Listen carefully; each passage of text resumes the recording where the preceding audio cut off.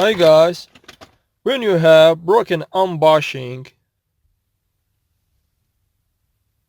this one or this one, you don't need to immediately change the lever.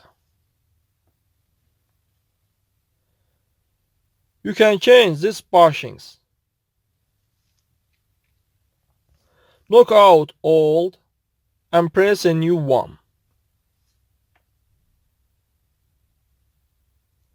But it also happens that the seat of the lever, this seat,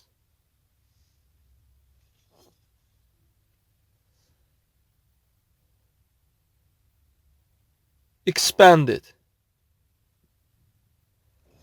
and the bushing area is free to go.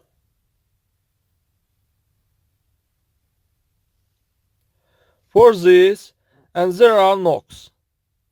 In the case, the lever itself must be changed.